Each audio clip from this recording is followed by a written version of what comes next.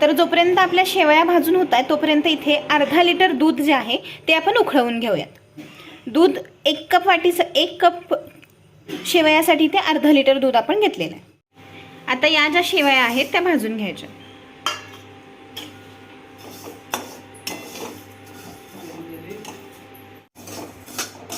या ज्या शेवया आहेत त्या मंद आचेवर 2 चमचे तूप घालून मंद आचेवर एकदम खरपूस भाजून घ्यायच्या। जर शेवया खरपूस भाजल्या नाही तर खीरची जी चव आहे ती थोडीशी बिघडते। तर ही जी शेवयाची खीर आहे ती आपण थोडासा वेगळा प्रकारात पाहणार आहोत याचा। या प्रकारे जर तुम्ही शेवयाची खीर केली तर आणखीनच छान लागते। थोडं वेगळं पण त्याच्यात नक्कीच येतं आणि सगळ्यांनाच आवडते। तर इथे जे दूध आहे आपलं ते आता उकळलेलं आहे। मग याच्यात ह्या ज्या शेवया आपण इथे पाहू शकता तुम्ही एकदम खरपूस भाजून झालेल्या आहेत। तर या दुधात घालूयात।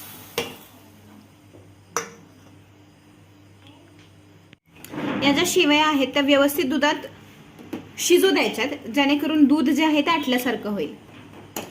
ही जी शेवयाची खीर आहे आपण आज थोड्याशा वेगळ्या पद्धतीत नक्कीच करत आहोत। याच्यामध्ये जे आपण जे काही फ्लेवर्स घालणार आहोत ते खूप वेगळे आहेत आणि पटकन होणारी ही खीर आहे। याच्यासाठी फार कष्ट तर लागतच नाहीत। तर इथे आपण याच्यामध्ये आज इथे घेतलेला आहेत 2 चमचे गुलकंद घेतला आहे आणि ही टूटी फुटी घेतली। तर हे घालून आपण ही खीर करणार आहोत। गुलकंदाचा जो फ्लेवर आहे तो खूप छान लागतो शेवयाच्या खीरीमध्ये।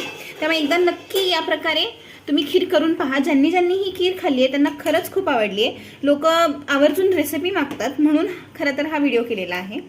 तर बघूयात आपण ही खीर पुन्हा अजून कशी करायची। आता इथे आपल्या शेवया ज्या आहेत त्या 15 मिनिटं व्यवस्थित शिजलेल्या आहेत आणि दूध पण जे आहे ते घट्ट झालेलं आहे कारण आपण दूध आधीच उकळत ठेवलं होतं 10 मिनिट। त्यामुळे दूध व्यवस्थित घट्ट झालेलं आहे। जर तुम्हाला दूध लगेच घट्ट करायचं असेल तर तुम्ही याच्यामध्ये मिल्क पावडर सुद्धा घालू शकता। त्याच्यामुळे दूध लगेच जे आहे ते घट्ट होतं। आता याच्यामध्ये लोक कंडेन्स मिल्कही घालतात थोडासा आणखीन फ्लेवर वाढवण्यासाठी। तर तेही तुम्ही घालू शकता जर तुम्हाला हवं असेल कारण कंडेन्स मिल्कमुळे फ्लेवर खूप छान येतो आणि चव पण खूप छान लागते खीरीची। आता हे शेवया शिजल्यानंतर आपण 1 वाटी शेवया घेतल्या होत्या म्हणून ती 1 वाटी साखर आपण याच्यामध्ये घालणार आहोत आणि ही साखर व्यवस्थित विरघळू द्यायची आहे। या दुधामुळे खीरीला जे आहे ते एकदम क्रीमी टेक्स्चर येतं कारण दूध आपला आटलेलं आहे। जर तुम्हाला आणखीन क्रीमी ही करायची असेल तर कंडेन्स मिल्क घाला किंवा खवा जरी भाजून घातला तरी ही खीर खूप छान होते। पण आपण गुलकंद घालतोय त्याच्यामुळे खवा घालण्याची ॲज सच गरज लागणार नाही कारण गुलकंदाचा फ्लेवरच सगळं काम करून जातं।